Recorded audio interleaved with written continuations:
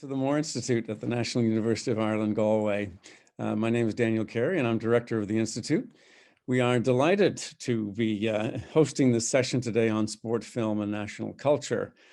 75 people have signed up for the session. Thank you very much for joining us. Congratulations to Seán Crosson, who is editor of the book that has led to today's session, and of course to the contributors to this landmark collection. We're also collaborating today with the Sport and Exercise Research Group at NUI Galway. So thank you and congratulations to them too as participants in this collective effort to understand the phenomenon of sport, and in this context to see it in a comparative national and international perspective. Seán, over to you.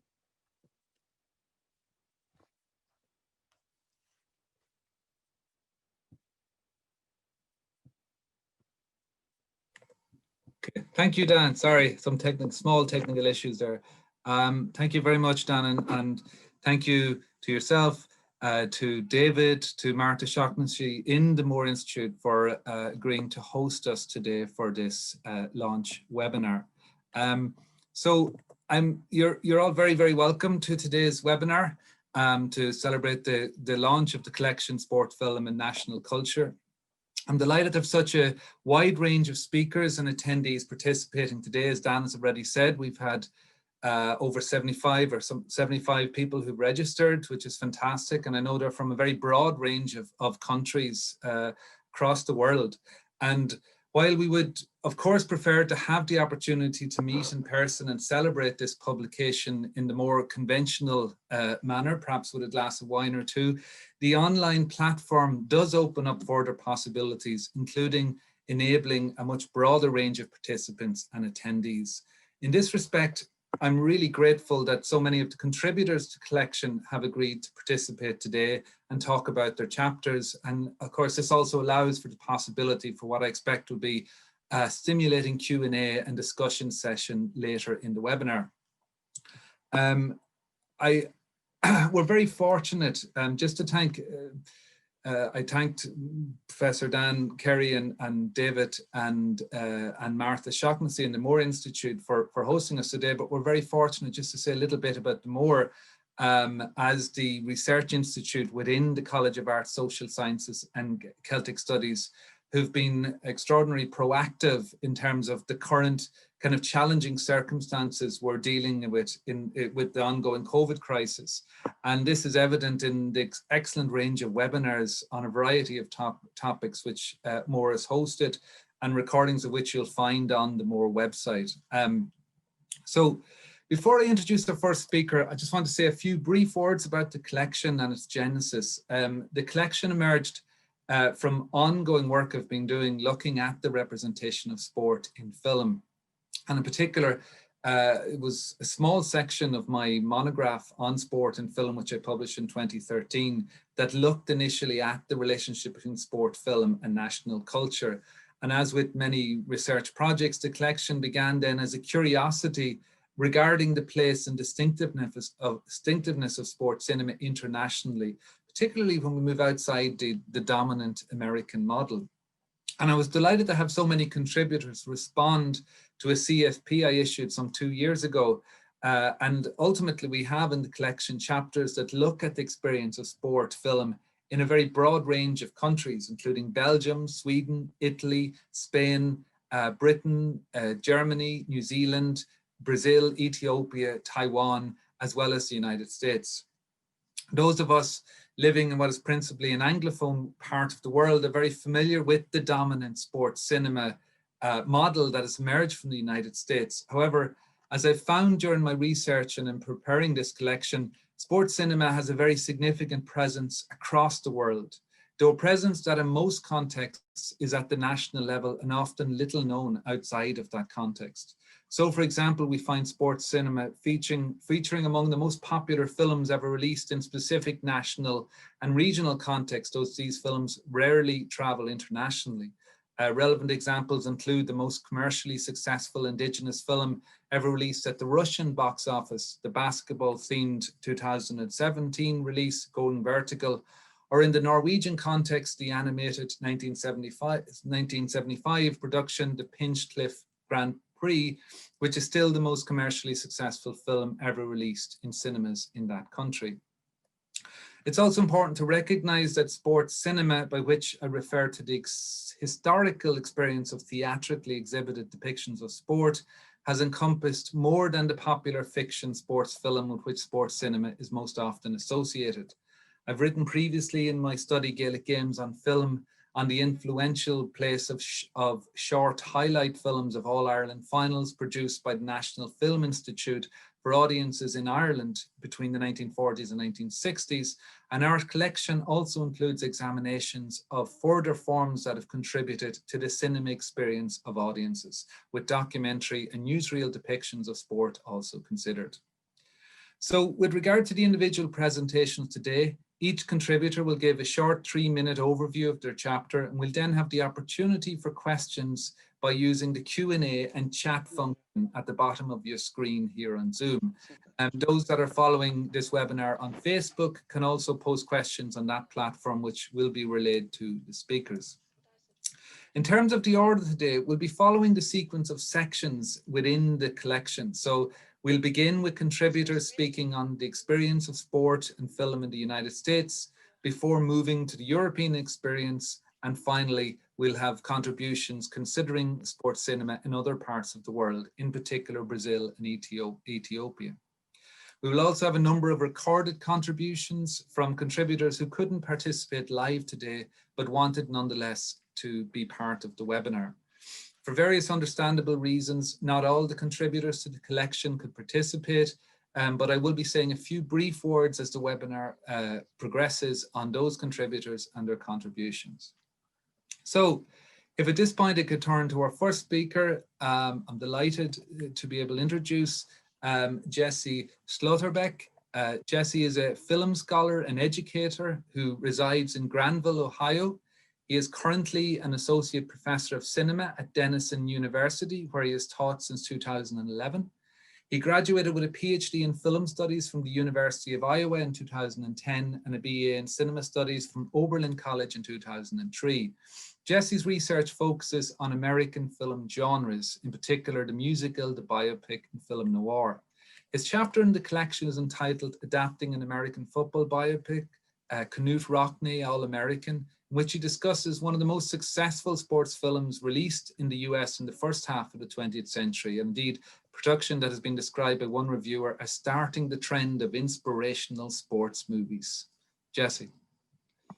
Okay, thank you very much, Sean, for convening this, and above that for your work with this collection. I know a lot of you on the call are in sports studies or film studies, so if you see another call from Sean inviting you to work on something, he is a really engaged and supportive editor. So work with Sean if you can.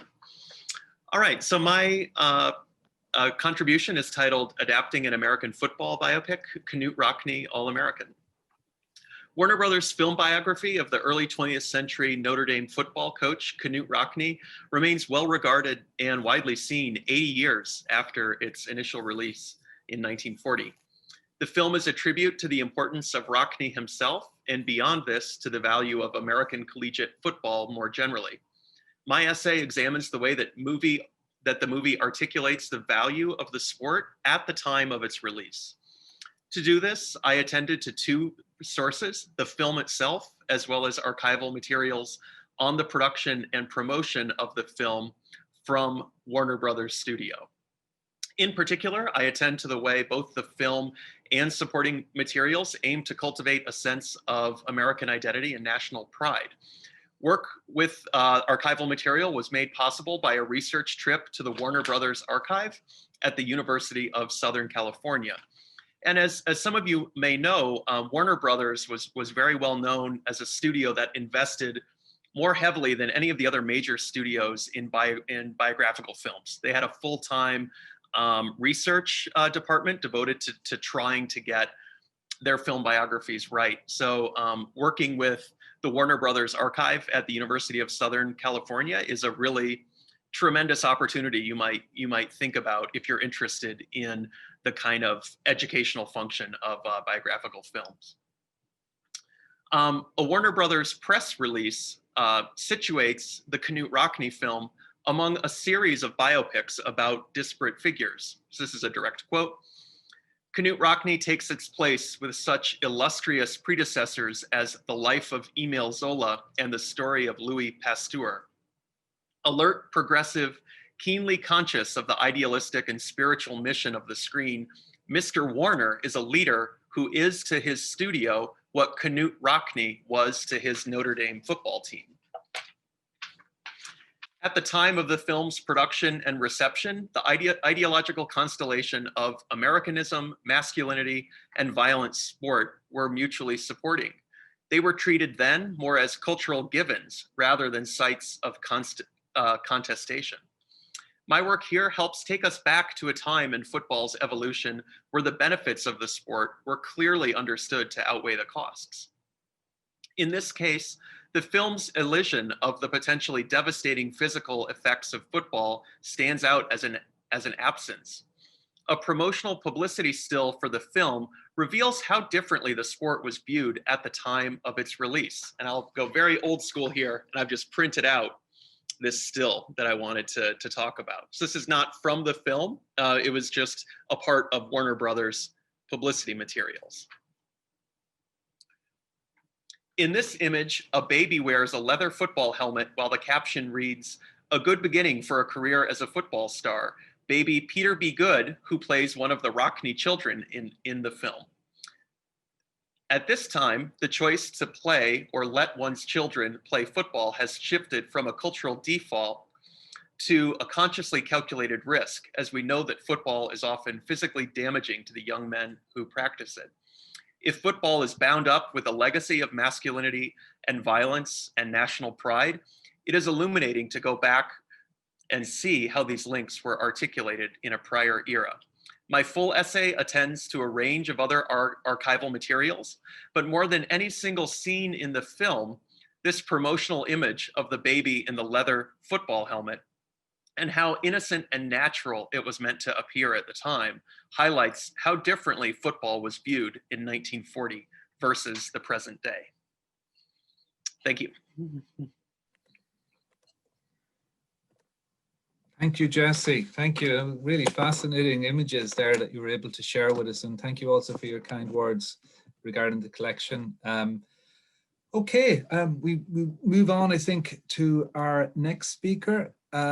And we will hold questions for the end and the larger discussion, Jesse, but I'm sure there will be questions regarding some of the issues that you raised there in your own talk.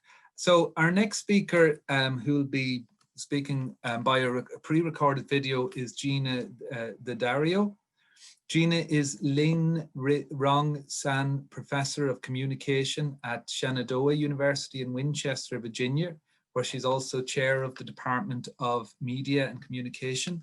She has authored many articles and papers on the intersection of sport, gender, and the media, and her chapter in the collection looks at two recently produced female athlete-focused films, Battle of the Sexes and I, Tonya, and it's entitled Sports Film and the Reimagining of American Popular Culture, Billie Jean and Tonya.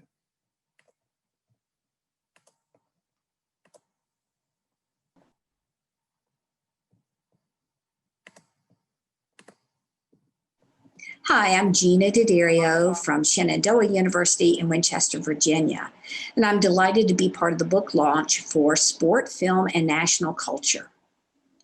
My chapter focuses on two very iconic athletes and two very American films. The athletes are Billie Jean King and Tonya Harding, and of course then the films are Battle of the Sexes and I, Tonya, which were released just about a year apart.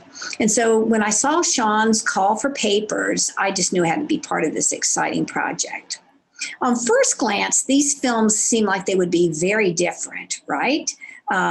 Very different sports and very different athletes themselves in terms of skill and drive and character and personality. But on close examination, you really find that there's a lot more in common than you would think, particularly according to this theme of redemption. And let me just read to you just one paragraph that really sort of outlines where I'm going with this chapter. This chapter proposes to conduct a narrative analysis of both films with a focus on how they reimagine the iconic athletes. Using a rhetorical lens, I examine how Battle of the Sexes serves as a redemptive vehicle for King as the film outs the tennis champion to a more accepting, post-feminist, post-same-sex marriage audience than the audience of 1973. Similarly, I, Tonya, is a redemptive vehicle for Harding, who is portrayed in the film as emotionally vulnerable and a victim of her domineering mother and abusive husband. Both narratives explore, therefore, the impact film can have on the reimagining of sport identity and national culture. So you have a pretty good idea of how this chapter fits among the rest of the chapters in this book. And I know I was just had 2 or 3 minutes to say hello and to also let you know how proud I am to be part of this exciting project. Thank you.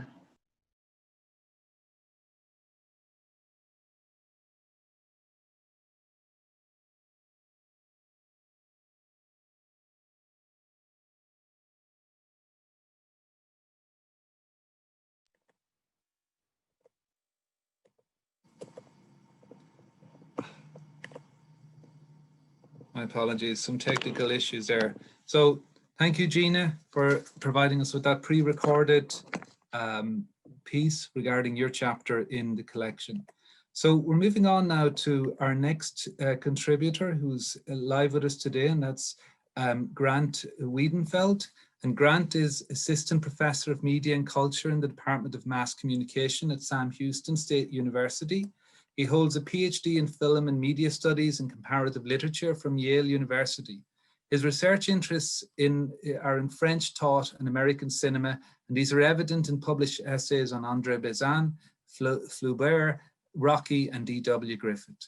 His chapter is entitled Multicultural American Heroes, Reading Obama-Era Biopics of Jackie Robinson and Jesse Owens Through the Lens of American Civil Religion. Grant. Hi, thank you, Sean, for including me in the book, and thanks to the Moore Institute for hosting this event. I put together a couple slides to share as I talk about my chapter here.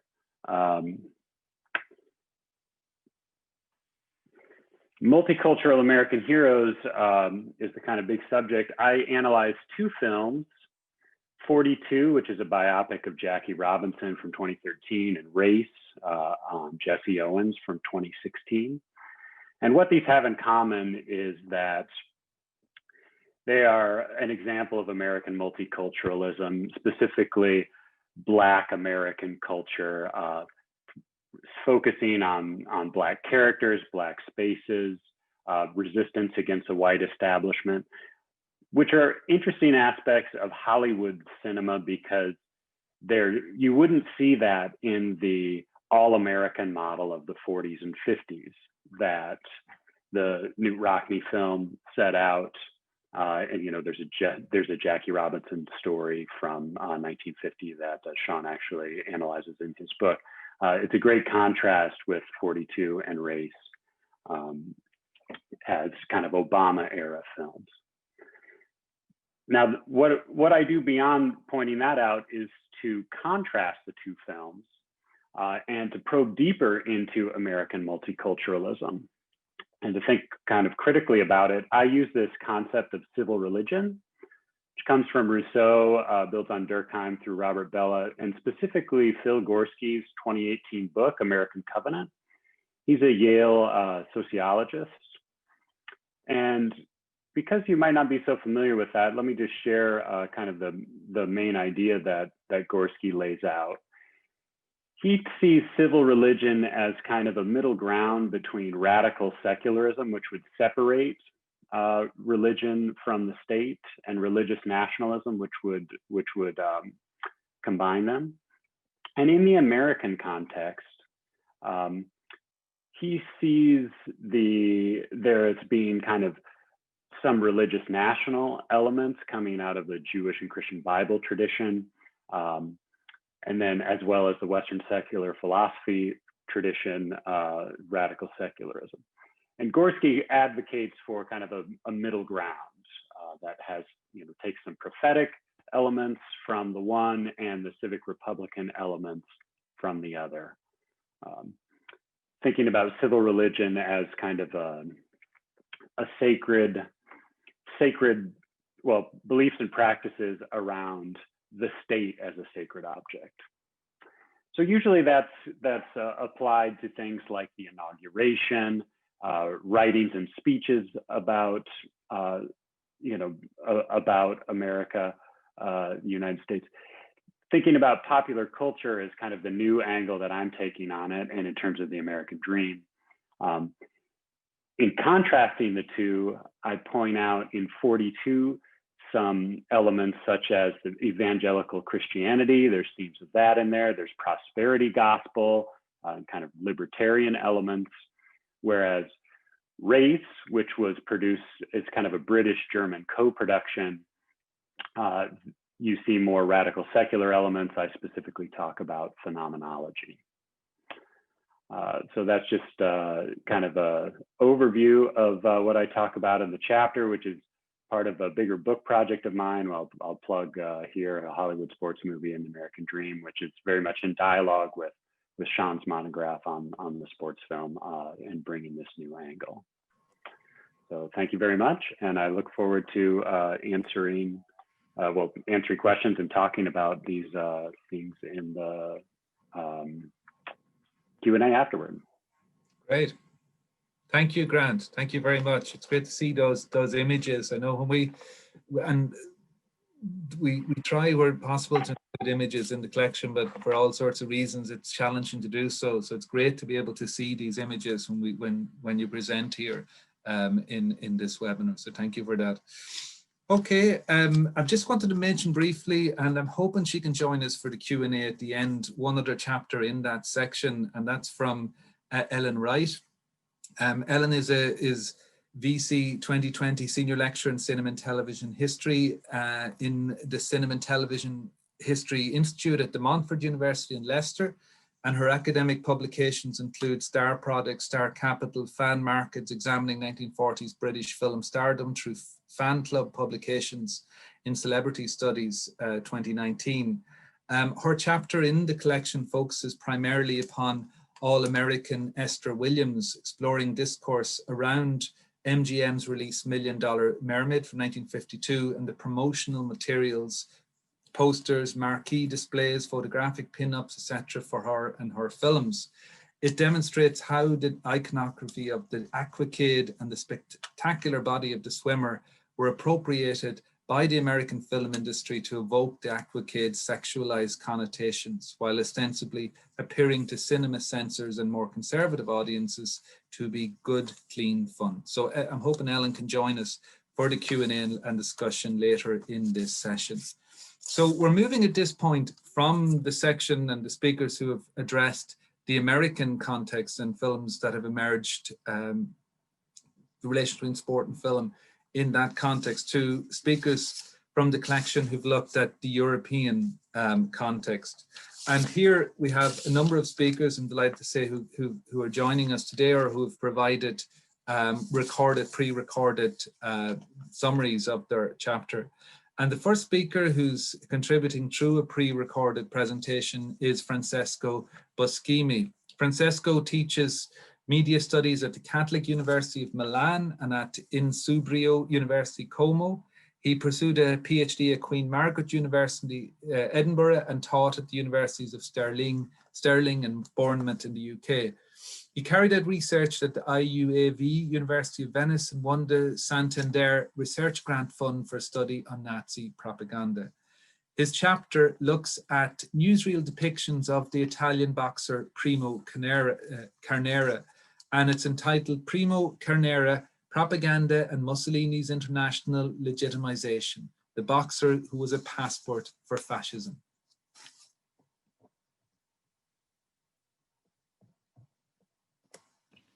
In the 1930s, Primo Carnera was the most important Italian boxer, however, not in Italy. The regime, in fact, had ignored him when he was a young talent, so he had to go to France and later to the US in order to become a champion. When he went back to Italy, strategically, fascism decided to use him to guarantee good relationships with other countries. Really popular in the US and France, Carnera would be a passport, allowing the regime to appear strong and kind at the same time. Carnera was in fact strong and kind, but also naive. 1 meter long, in the US defeated very strong boxers, often thanks to fixed matches. Back to Italy, he became heavyweight world champion in 1933. After the match, Carnera sent 2 telegrams, the first to his mother and the second to Mussolini. For a couple of years, Carnera continued to win in front of a proud Mussolini, wearing a black uniform and extolling the regime. In 1935, he lost to John Lewis in New York, and in short, he retired. In line with the part of propaganda studies focusing on sport and dictatorships, my multimodal analysis investigates newsreels and documentaries focusing on Carnera and produced by Istituto Luce from 1922 to 1944, the entire Italian fascist period. Istituto Luce was in those years the Italian National Institute of Film Production, that is the official voice of Mussolini's propaganda. The results showed 4 interesting propagandistic strategies. Firstly, at a more general level, a continued connection between the boxer and the regime. Carnera trains and fights in squares and places that are somehow symbolic, when not sacred, for fascism, and wearing black uniform. Secondly, Carnera is hardly alone. He is often depicted among crowds of people exalting both the boxer and fascism. It is actually a totalitarian crowd made up of indistinct people following the trend blindly. Thirdly, there is a matter of style in both Carnera and the images which represent him.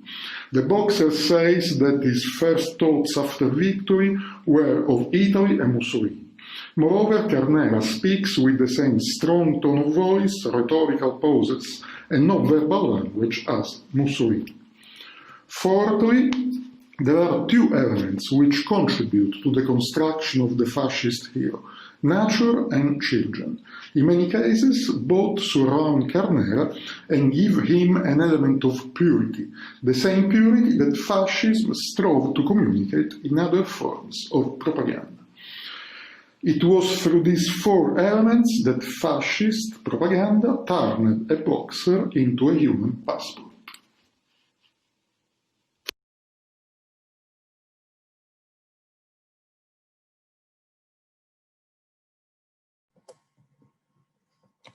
So thank you, Francesco, for sending us those wonderful images and sharing with us a little more about your chapter regarding the great Italian boxer Primo Carnera. So our next speaker today is Manuel Garin, and Manuel is a senior lecturer in film and media studies at Universitat Pompeu Fabra, Barcelona, where he completed his PhD thesis on visual humor, which was later published as the book El Gag Visual by Cathedra in 2014. He's been visiting scholar at the Tokyo University of the Arts, at the University of Southern California, and the Columbia University. His research focuses on the relations between cinema, art history, and new media. He is currently developing the Digital Humanities Project, 100 Busters, Keating Across the Arts, and his chapter within the collection is entitled Football, Cinema, and Spanish Nationalism, Decoding the Francoist Film Campeones. Manuel. Thank you, Seán. It's been a pleasure to participate in this book. So I'm really, really grateful for your insights and for your critique and your generosity. Well, as Seán said, my chapter focused on fascist nationalism through the relation between football and cinema. And there is one thing that I want to highlight before showing you a couple of images. Perhaps you are all familiar with this idea or general perception that after Second World War, democracy, the Allies won in Europe. in relation to that narrative, no, or to that idea, Spain remains as an anomaly, because after Second World War, what happened in the Iberian Peninsula is that a dictatorship got to stay in power and shape the country for 40 years. So while other countries, for instance, Italy, the previous contributor talked about Mussolini and Italy, were sort of enjoying or transitioning towards democracy, in Spain, Francoism and the dictatorship, the fascists stayed and they shaped many things in the country. This is important because in my chapter, I talk about a film called Campeones, shot in 1942, released in 1943. And this is a very important film for a couple of reasons. The first one is that it inaugurates a genre, a Spanish genre of football films, películas de fútbol, that Carlos Marañón, a great critic here in Spain, called nacional futbolismo. Nacional futbolismo, if we translate, would be national footballism.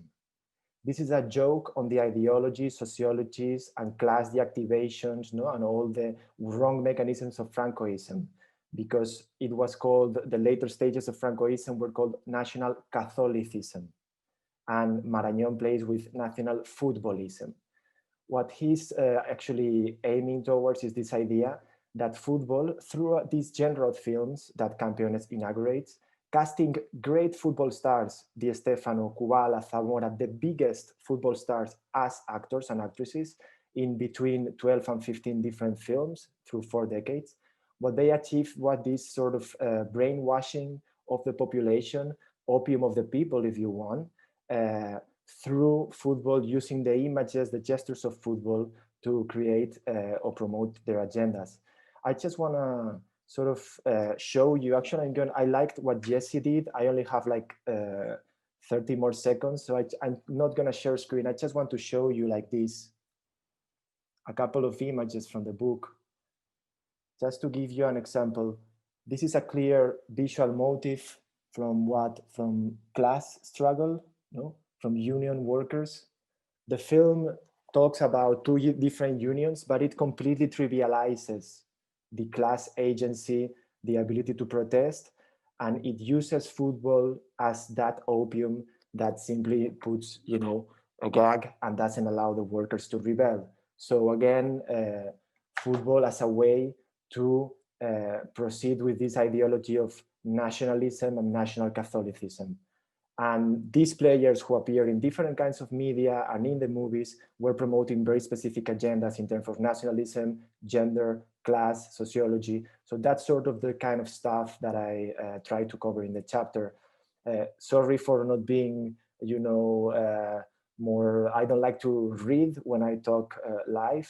If you want to read the chapter, it's already here. But I hope we have an interesting Q&A later to contrast views from Europe, America, Spain, other parts of the world, and that would be great. Thank you. Thank you, and well, yes, I completely understand your point about trying to speak freely, and it was really interesting to hear a little more about the background and the kind of key concerns that you were driving at within the chapter itself. And as you said, for everybody attending today, if they want to read in much more detail the ideas that you discussed and that all of our contributors discussed, they're available in the collection itself. So we'll come back to that again later on, but you can and where you can get it. Just also to say quickly, we're getting questions in, and thank you to those that are posting questions either through chat or through the Q&A icon. Please continue to do so. I'll bring these questions into our discussion in a little while once we've worked our way through all of the presenters today. So our next presentation is also, it's a pre-recorded presentation. It's from Rebecca Dawson. And Rebecca is Assistant Professor of German Studies at the University of Kentucky. Her research focuses on sport in literature and cinema in 20th century Germany. In addition to presentations and lectures in the US and abroad on the role of sport in German literature and culture, she has published on a range of sports topics, including the propaganda of athletic aesthetics in Leni Riefenstahl's Olympia, 20th century German film, and the commodification of football in Melchior Vischer's Football Players and Indians. Rebecca's chapter is entitled Soccer Film and the Third Reich, Hunters, Cowards and Glory.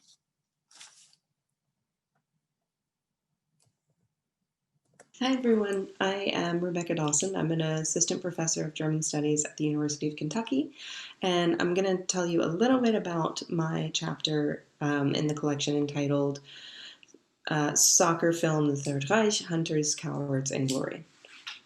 So rather than focus on what is most commonly associated with film, the Third Reich, Riefenstahl's Olympia, my chapter looks at a Spielfilm, a feature film, that premiered in 1942 by Robert Stende. Das große Spiel, or the big game, takes a different approach to instilling these German Aryan ideals than these propagandistic films that were overtly, very obviously in support of the German Aryan nation. Stemne's film came at a time in 1942 when the German war front was starting to turn, and it was no longer the successful being that it was in the beginning of the war, and the audience at home needed this revitalization. And I argue that this came in part by this cinematic juxtaposition of sports and the Aryan citizen, and it was using so sport and the popularity of sport to control and invigorate this Aryan ideal. And I do this by looking at the main characters in the film. The three main characters, two of them are soccer players for Gloria 03, which is a great name for a German soccer team, right? It already has it in there, Gloria. The characters are Werner Fehling, who is a new player on the team, and Jupp Jäger, who is this iconic goalie who is the local celebrity. And in addition to those two, I look at their mutual love interest, Greta Garbo, who also has to do with the dynamic of the team as well. So I look at them first in the details of their individual beings, so their names, what they look, what their jobs are, where they play on the field, etc. And then I also take a look at their decisions and their interactions with each other and also with the team itself. And then ultimately how these two things, their interactions with each other and the society and their being themselves, how this is implemented onto the screen itself. How is it cinematically implemented? And I argue then that the big game uses soccer to illuminate not only the upstanding moral society that is in Germany and the German Aryan ideal, but also what's expected of German men and women. And on top of all of that, how ridiculously generous the German people are to bring in the outsider and teach them this ways. And ultimately, this presents the Nazi Reich in a very overwhelmingly positive light. So I hope you enjoy the rest of the chapters I hope you enjoy my chapter, but I also hope you enjoy the book. It is a wonderful collection, and thank you very much for being here. I'm sorry I can't be there with you.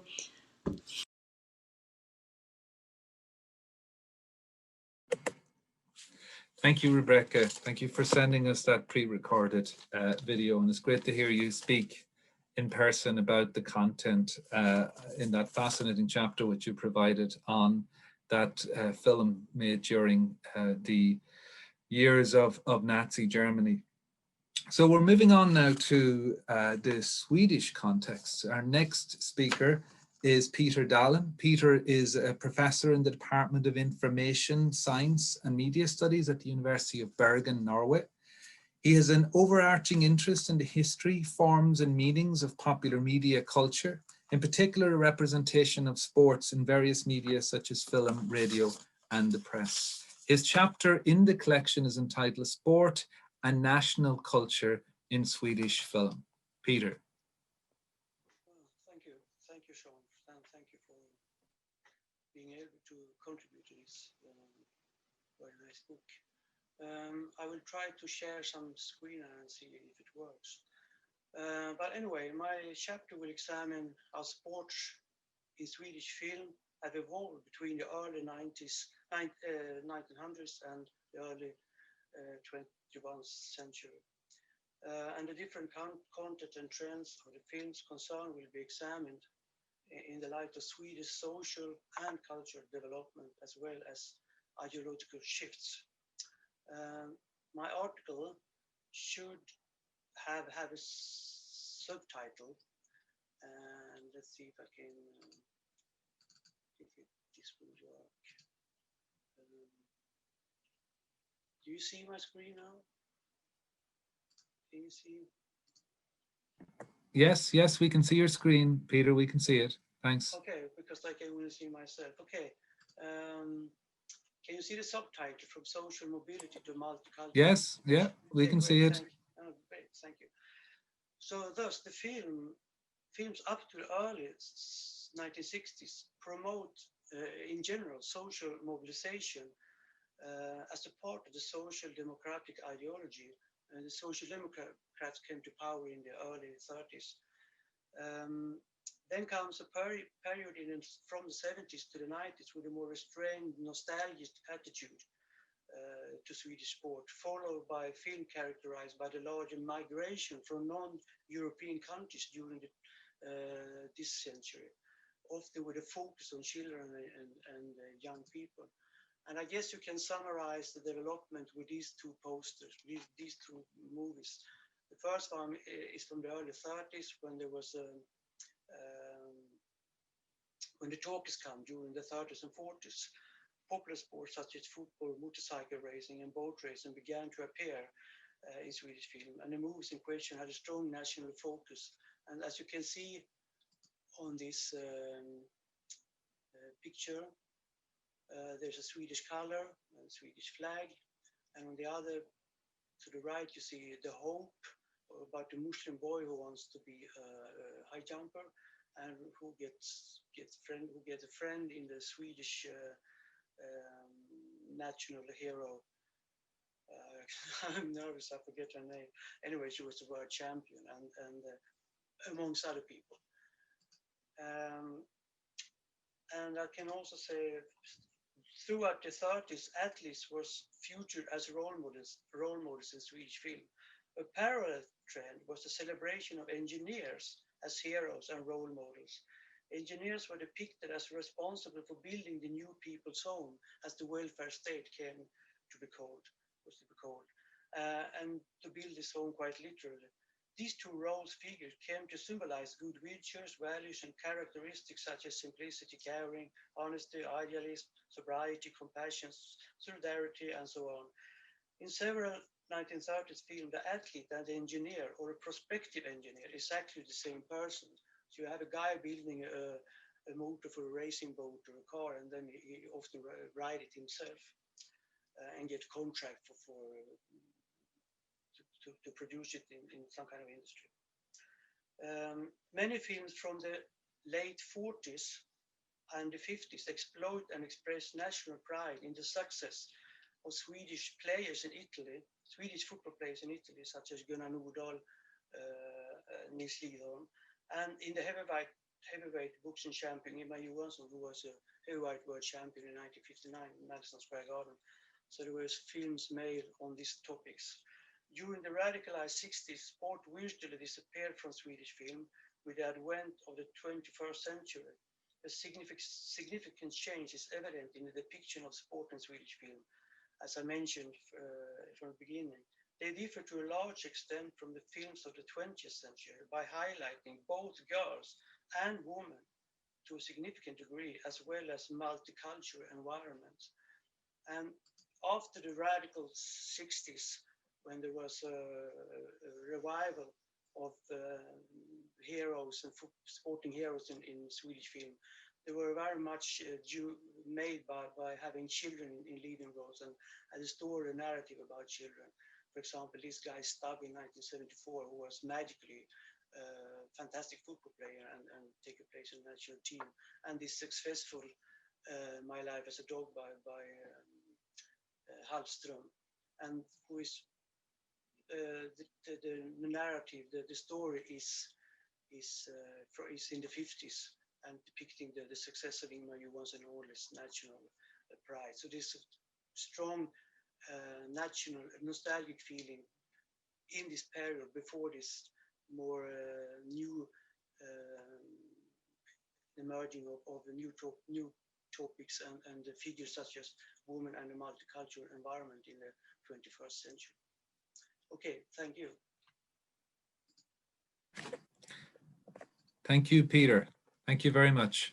That's really interesting. Great to see those images as well from the films, some of the films that you talk about in the collection. And I mean, as I said in my opening remarks, what was fascinating for me was to discover the rich range of films that are out there in terms of sports cinema in different contexts. And Sweden was one I was less familiar with, so it was great to hear you speak further about the importance of sports cinema in Sweden, and the continuing importance, obviously, of sports cinema in Sweden.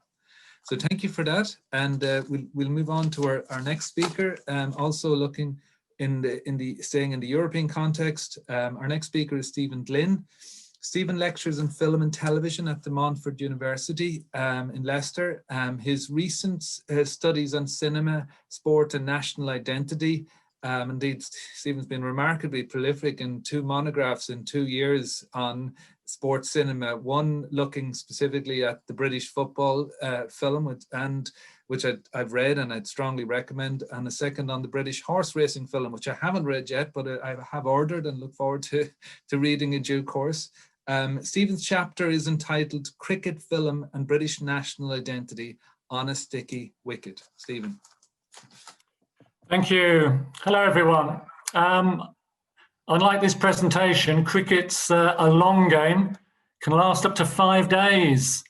Often thought to lack the concentrated highs and lows for film fiction, but I've unearthed an eligible first 11 to show how cricket functions as an accessible structure to explore wider socio-historical issues of British national identity. Now, cricket's also a complex game. Here's the ball. You can learn to make it move about, deviate.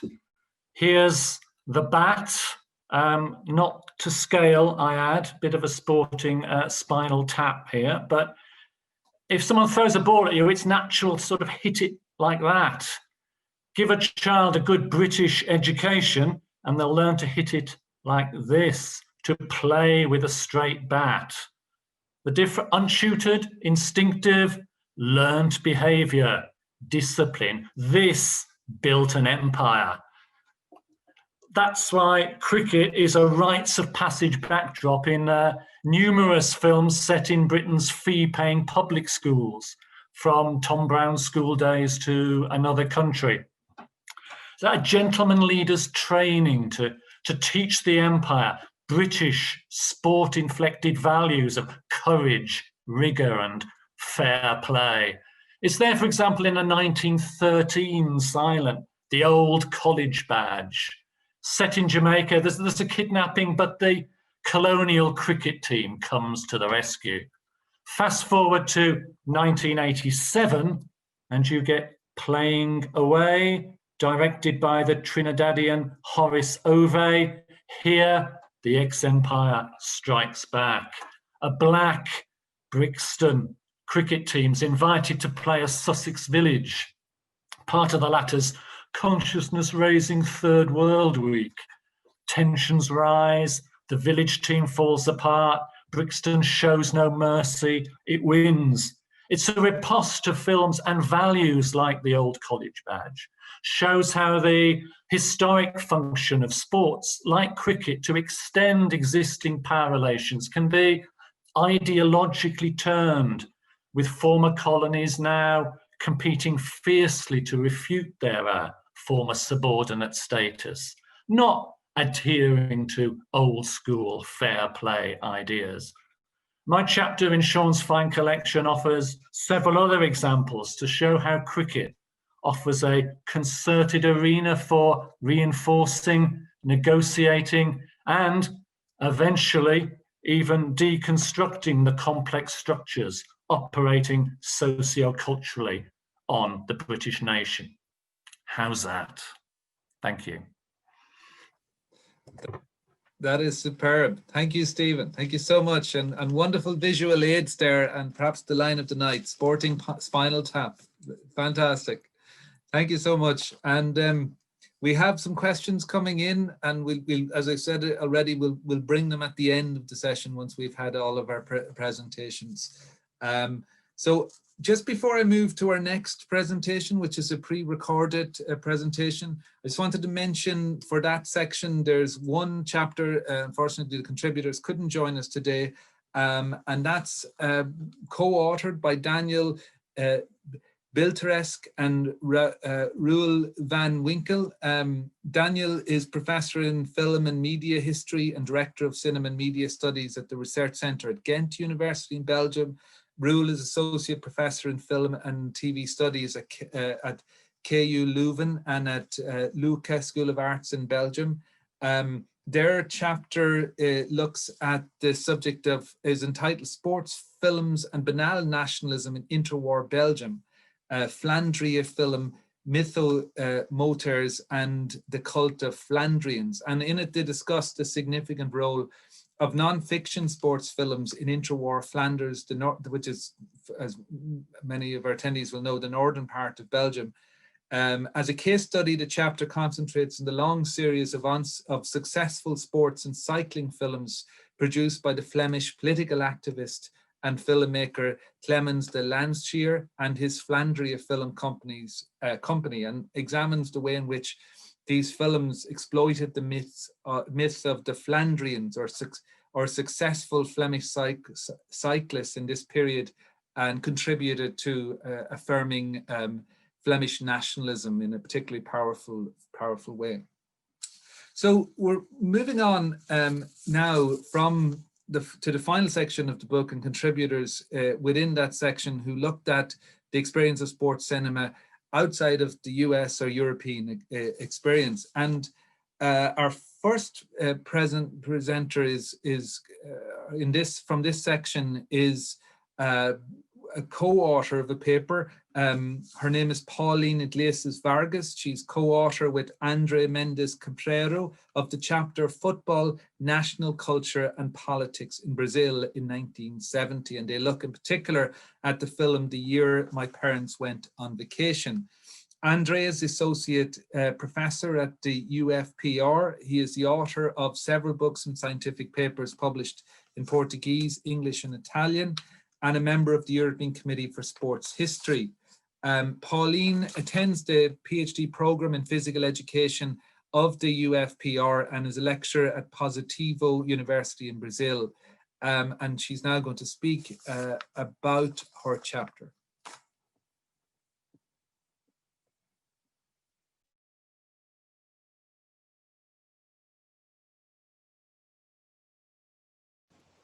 Hello, my name is Pauline Iglesias Vargas, one of the authors of the chapter Football, National Culture and Politics in Brazil in 1970, the year my parents went on vacation. The other author is Andre Mendes Cabrero. We are researchers in the history of sports.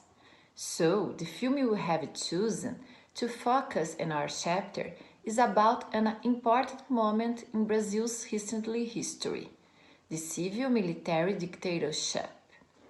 The title of the film is The Year My Parents Went on Vacation. It is a reference to the excuse the political officials had to give to their son in order to hide from the government. The son had to live with his grandfather. The film was directed by Karl Hamburg in 2006. The turbulent period between the years 60 and 70 is frequently used by Brazilian national cinema. In fact, other films deal with the same period with sports present in the plot, always with the idea that it serves as a distraction from political situation. That is exactly why we choose it. The film makes a social criticism of the period, but in a delicate way, and with a touch of humor and irony, because the tense moment is present from the viewpoint of an innocent boy. In summary, the film presents and reinforces the intense relationship between national identity and the Brazilian soccer team. In this case, the famous champion of the 1970 World Cup. For those interested, the film is available on several digital platforms. We greatly appreciate the opportunity of contribution to this book. It has been released in such difficult period. A special thanks to Seán Crosson for his attention and patience with us. We hope everyone continues to stay safe and healthy.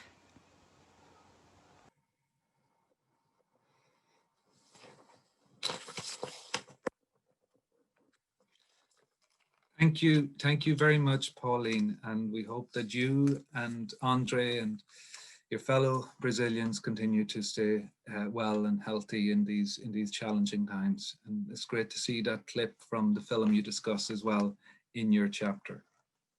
Our final presenter today is Michael W. Thomas, and Michael is a postdoctoral research fellow in Ethiopian screen worlds at SOAS in the University of London. And he's based there as part of the ERC funded project African Screen Worlds, Decolonizing Film and Screen Studies. His research focuses on cinema in Ethiopia, and he has co-edited and contributed chapters and an interview to the first book on the cinemas of Ethiopia and the Horn of Africa, Cinema in Ethiopia, The History and Politics of Film in the Horn of Africa, edited by Thomas Jedlowski and Ahashki in 2018. His chapter in our collection is entitled Contesting Visions of Ethiopia in Two Amharic Sports Films Between Film Festivals and Local Commercial Cinema. Michael. Thanks very much for having me on the project, Sean. Just crack on with it. Most of you may be aware of the troubling situation in Ethiopia at the moment with the conflict between the regional administration of Tigray in the north of the country and the federal government forces. Ethnic-based identity politics has grown in the country since the overthrow of the military communist dictatorship in 1991, but sport has long been a realm where peoples of many ethnic backgrounds have represented Ethiopia and claimed a victory for the nation on the world stage, most famously, of course, in middle to long distance running. With running, football is also incredibly popular. And unsurprisingly, these are the two sports represented in the films I discuss in my chapter, Contesting Visions of Ethiopia in Two Amharic Sports Films. The films in question are the 2009 Atletu, or The Athlete, directed by Rasselas Lakau and Davy Frankel. It's an American-Ethiopian co-production. It tells the story of the latter life of the celebrated barefoot Ethiopian marathon runner Ababa Bikila. I'll just show a quick clip.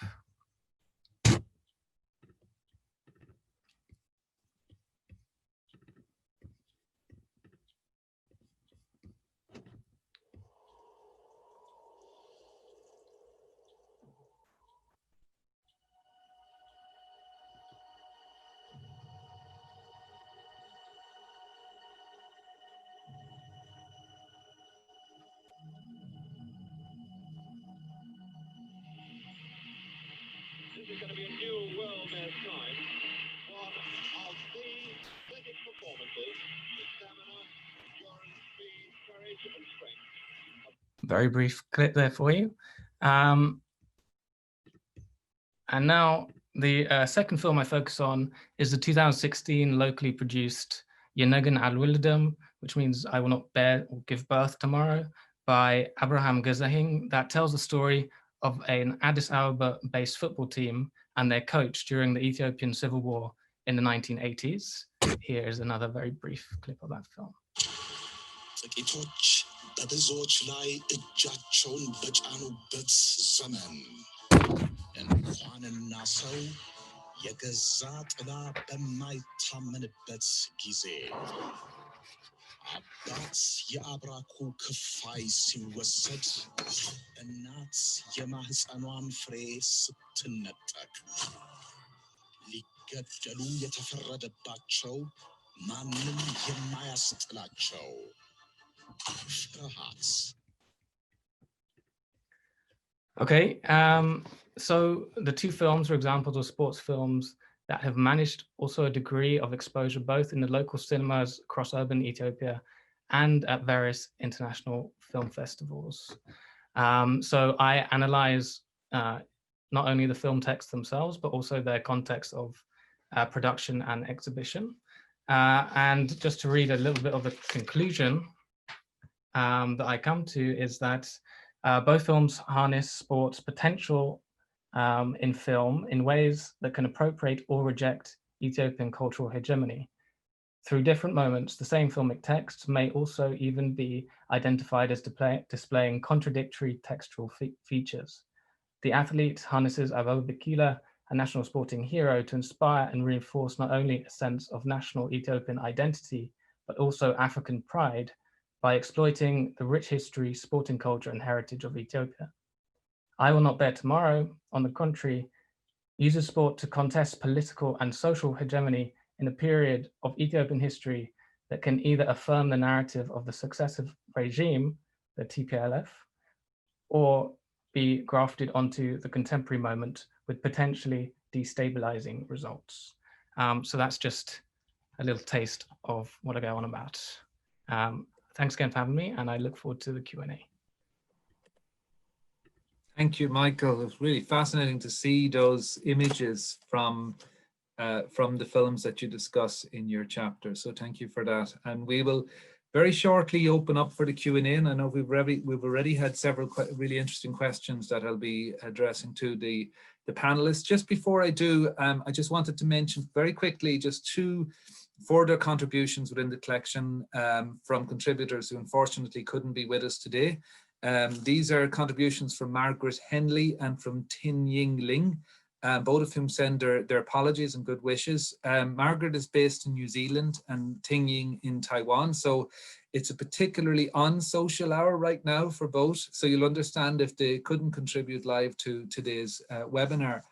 Margaret lectures in media, sport, television production and sports journalism in media and communication at the School of Social Sciences at the University of Auckland. She has a particular interest in the representation of women playing sport in early film and cinema newsreels, and she's published a wide range of articles looking at this phenomenon. And her chapter within our collection is entitled Netball and National Identity in Aotearoa, New Zealand cinema newsreels between 1930 and 1959. The chapter maps the intersections of sport, gender, film and culture through analysis of segments featuring women playing netball or basketball as it was then known in New Zealand, screened in cinema newsreels between 1930 and 1959. The study reveals a more constructive view of women's sporting endeavours framed within a growing sense of a culturally distinct national identity than that which has been identified in other relatable national contexts. Ting Ying Ling is assistant professor at the Department of Information and Communications at Tam Kang University in Taiwan. She received her PhD in Media and Communications from Goldsmiths University in London, and her research interests include contemporary East Asian screen media and visual cultures. Her chapter in the collection is entitled Reconstructing Taiwanese National Identity in the Sports Film, Small Nation Sports and Cultural Heterogeneity, and it explores how Taiwanese national identity and heterogeneous cultures can be reflected and reinforced through 3 recent Taiwanese sports films. So thank you to all of our contributors, both to the collection and particularly those who could join us today for this webinar. At this point, I'm going to invite all of our contributors here to join us for the final Q&A and discussion. If you wouldn't mind, please turning on your mics and your cameras. And I'm just going to pick up on a couple of questions. We might take, I know we've gone slightly over time, but it might take say 5 to 10 minutes just to have an overall discussion on some of the issues and indeed to address some of the questions that have come in. So we had a question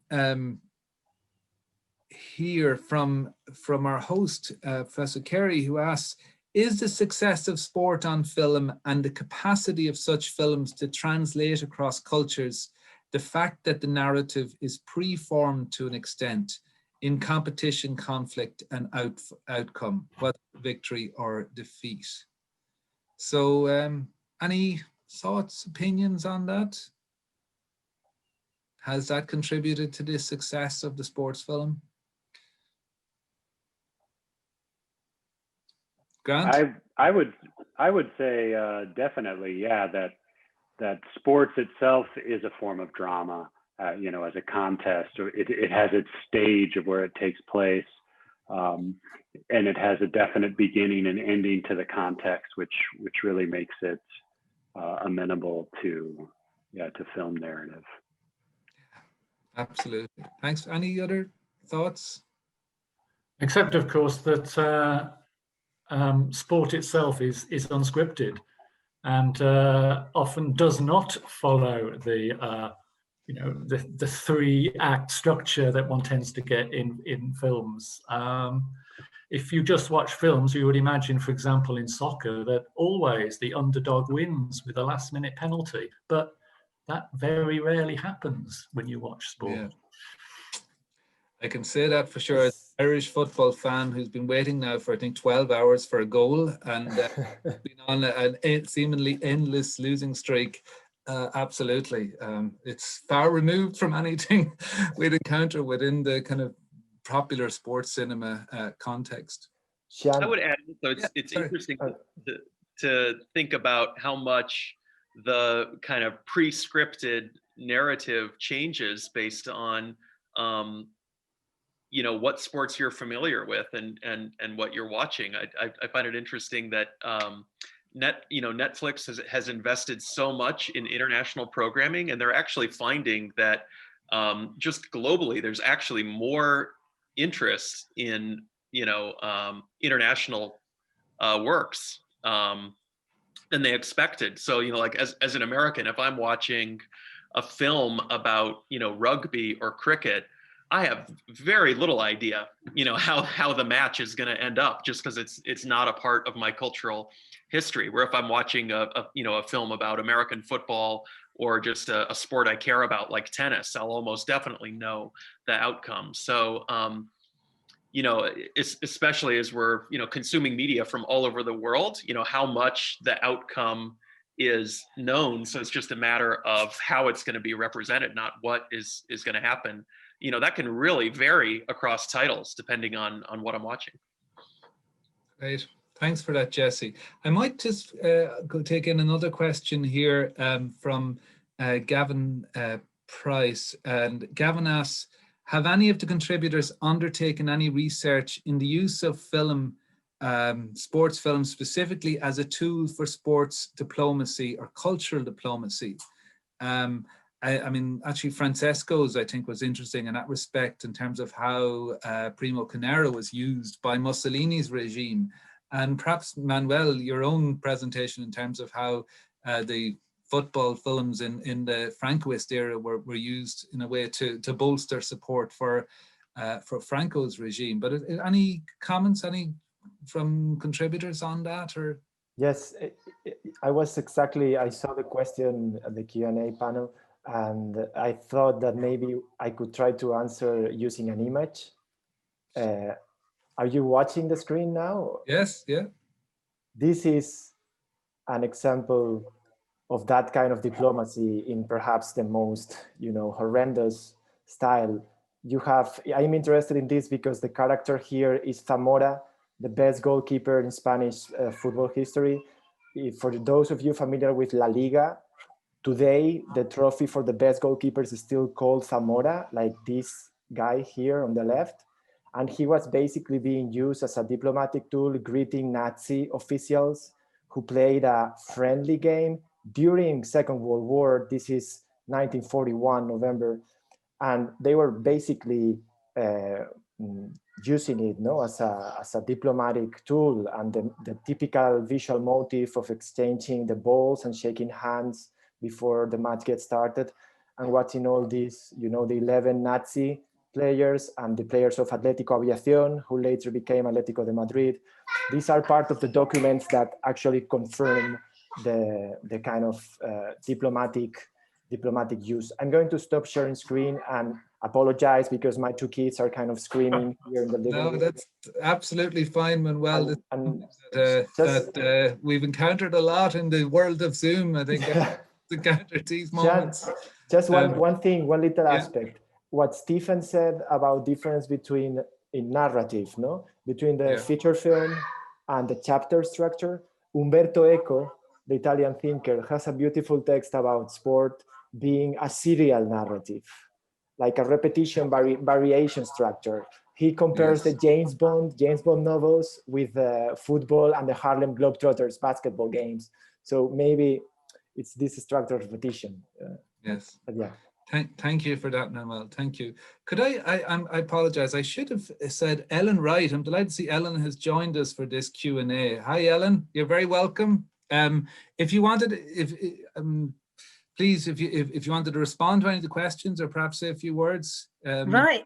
Well, actually, if I could just respond on this question about the idea of, you know, selling ideas of nationality. I think, you know, there was very much that was going on in relation to people like Esther Williams, that idea of selling an idea of American capitalist perfection to various national markets, sort of during wartime and in the immediately post-war period, was something that was definitely going on. And she was such a wholesome figure as well, that, you know, she really was sort of seen as being a, you know, an ideal figure to market to international markets, and, you know, somebody that various people could buy into, certainly.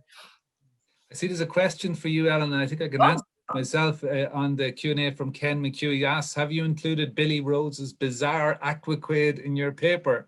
I have, yeah. That was my way in, to be honest. I found the footage. I'm interested in Billy Rose anyway, because of his burlesque background. But I happened to find the footage, like there's some silent footage online. You can get it on YouTube, and as Ken says, it is bizarre. The entire footage, like I say, is silent, but you can see like the entire aquacade playing out, and it's just utter madness. But yeah, you know, it's just a fascinating phenomenon, and it was hugely popular at the time. Thousands and thousands and thousands of people piled to go and see the aquacade, and went to see people like Esther Williams, Buster Crabbe, and Johnny Weissmuller swimming. You know, that's all they were doing. They were just swimming. You know, yeah. I find it really fascinating. Thank you, Ellen. Absolutely, it is. And I encourage you, Ken, you'll find much more on that in Ellen's chapter within the collection itself. I just another question here. This is for Stephen, also from Ken. He asks, have you looked at the Indian street game of Gully Dandy in the film of the same name? Well, I know of it. I didn't include it in the chapter. It is that the game is mentioned in the film Lagan, which is 2001, which is considered to be, I suppose, the Oscar nominated. It's widely thought of as the most achieved cricket film in the world. And there you get the Anglo-Indian colonial relationship. It's sort of literally played out in this Indian epic. But no, it's a good lead and one I'll follow up, but not researched yet. No. Thanks, Stephen. Okay, so I'm conscious of time and there's a fair few questions here we still got to get through. So this is from Tony Hall here in our School of Education, NUI Galway. Congratulations to all of the contributors, firstly, on the collection. What would you recommend to school teachers in terms of approaching filmic depictions of sport with their pupils, drawing on the chapters in the collection?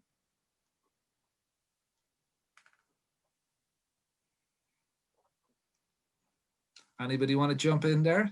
Yeah, well, sadly, I wouldn't recommend any of the Francoist movies, but the movie that I would have liked not to be shot in Spain in terms of regenerating the country in a way, it's Offside, the Iranian movie from Jafar Panahi. Fantastic film, yeah. I think that could work very well. And if you want to go a little bit British, maybe Kes, the Ken Loach Kes film, the fragment with the bossy but also laughable physical education teacher. Maybe. Yes. Any other thoughts or suggestions to Tony? The athletes cares absolutely. I mean, just the 10 minutes in the middle.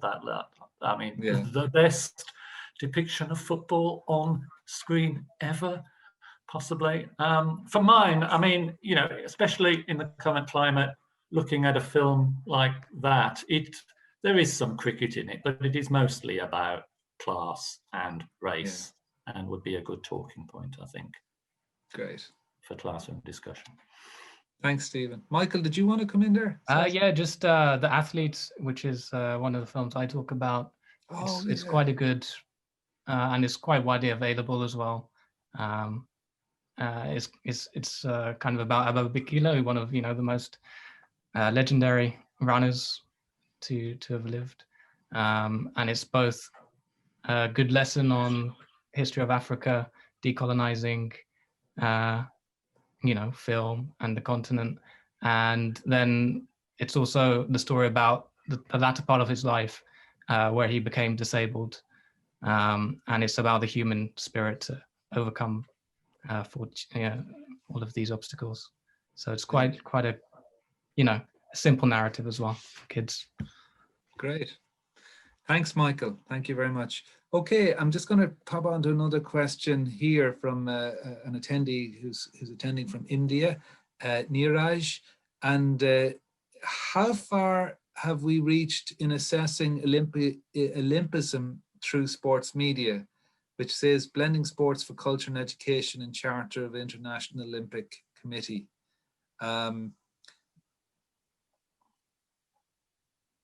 Definitely not far enough. Yeah. And I was actually thinking of the Olympics. It's a good question. I was thinking of the Olympics in response to Gavin's question earlier, because the Olympics are the key for, international diplomacy in sports. And I mean, there's a journal on Olympic studies. I haven't studied it, but and maybe some of the other contributors will jump in here. But I did want to point out that something I learned. Leni Riefenstahl was not the start and end of Olympic films. That this Olympic films was a tradition that went on, I think, through the 70s. I'll put in the chat a link to the one from Japan, from Tokyo in '64. But and you can see with like the opening ceremonies, was the Chinese director who coordinated the opening ceremonies in Beijing in 2008. That there's definitely a close connection there. Great, thanks, Grant. Any other comments on that question?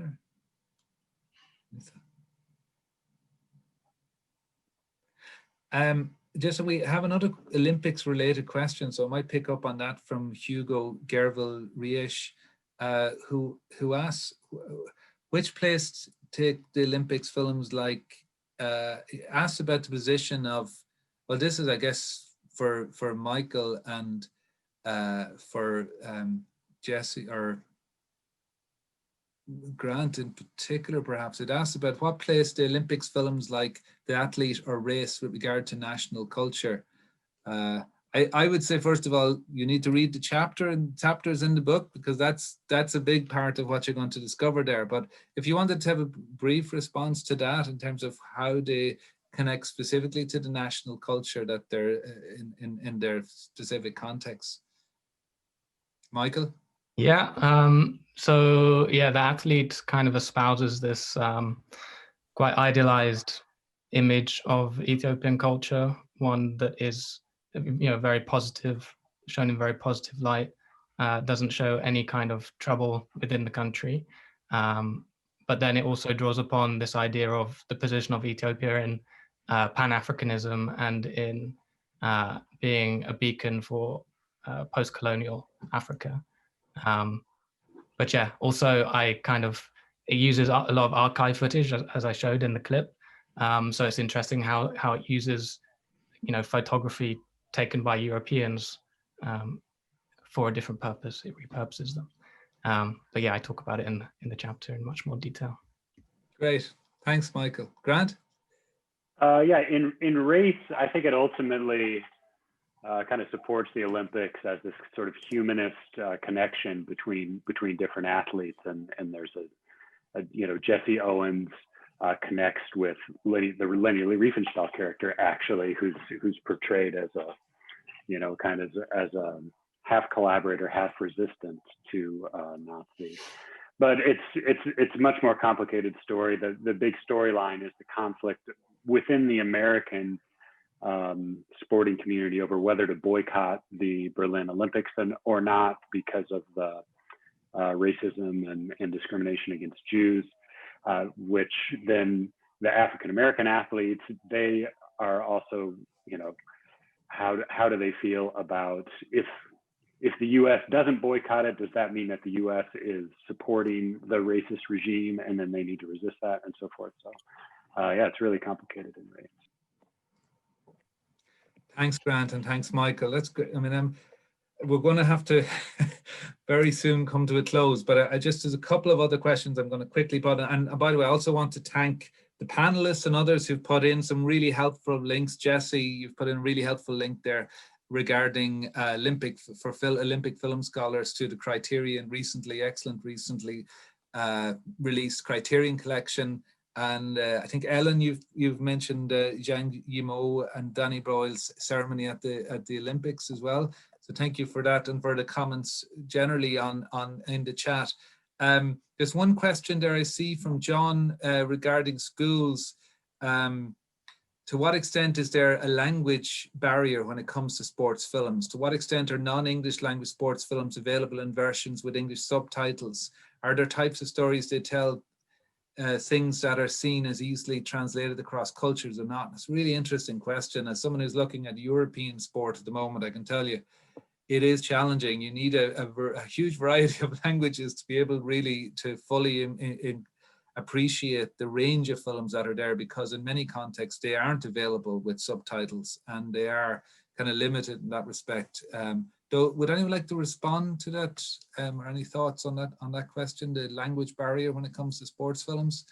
Michael, I'm thinking the Ethiopian films you discussed, at least one of them is available. How available is Ethiopian film in terms of international distribution? Yeah, very limited. So the local film industry is very limited indeed, like very little subtitling going on. But like The Athlete, it was made for an international film festival audience. And actually the narrative, the voiceover narrative in the film is actually in English. So that one is targeted for an English speaking audience. So that one's fine, but the rest, yeah, very difficult to access. Could I ask Peter, just in terms of Swedish film that you were discussing there, how much of that is available, and so, or is it available in terms of subtitled? Not very much, I think. A few successful films, as My Life as a Dog. Yes, I think we've all, most of us have probably encountered that wonderful film. And there is now a biopic actually about Björn Borg, tennis player, and his McEnroe at Wimbledon. Yes, I've seen that. That in itself is kind of an interesting evolution, because in Sweden there has been very, very few biopics, and I think that has about sport people, sports stars, and I think that is due to the fact that Sweden is such a collective, social democratic society and a culture, and you always the group, the collective, that is the most important. And I think to make movies about specific sports stars and individual stars and celebrate them, I think there has been a barrier to do that. But now you can see there's a part of I could have mentioned it maybe in my article, but it's it's an interesting evolution right now. That it's popping up films about sports, early sports stars, and of course for a game, for some kind of different purposes, for national pride or whatever it can be. But it's possible to do that kind of thing now, obviously, in Sweden. And those are, of course, targeted to an international audience. Yeah. So they are subtitled. Yeah.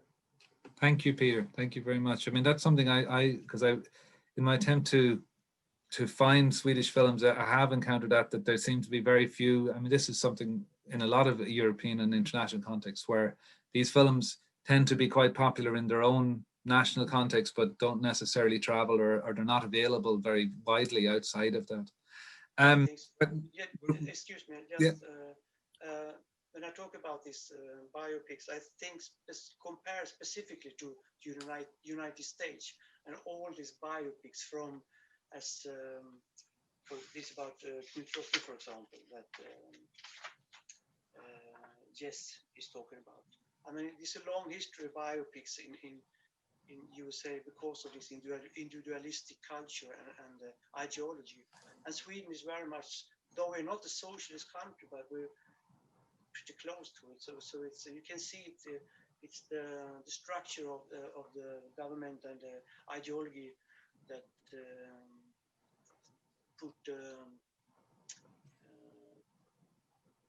decide or make it possible or impossible to do that kind of things. Yeah. Sorry. No, thank you. Thank you. It's fascinating, Peter. Thank you very much for that.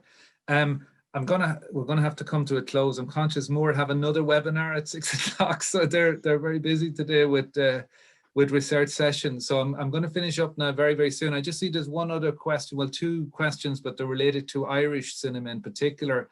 And perhaps I should just briefly respond in terms of Tony's questions around Bloody Sunday. Bloody Sunday is an event, a centenary that we're commemorating this Sunday. I would say not very well in terms of the depiction in Michael Collins. It's a depiction far removed from the events of the day and more concerned as it was a Hollywood production to produce elaborate epic spectacle in which the actual sport is a very relatively minor aspect of even in terms of how that event is depicted in Neil Jordan's film.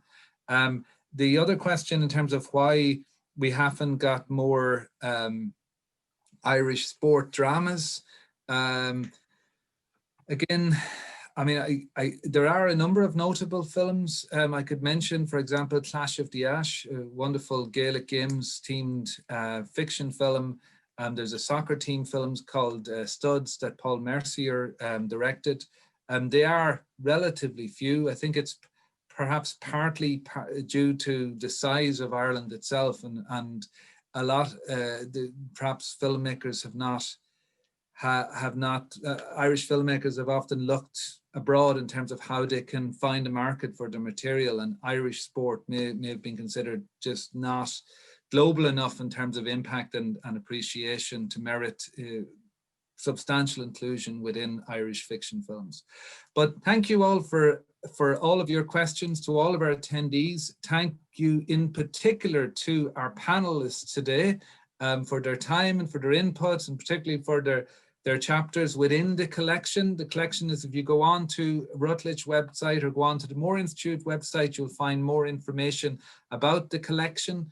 And I would like to thank again Professor Dan Carey, to David Kelly, to Martha Shaughnessy in the Moore Institute. I'd also like to thank Simon Whitmore and Rebecca Connor from Routledge for their support of the collection, and to thank all of our attendees today for joining us for what I found personally to be a fascinating webinar. Thank you all, and take care.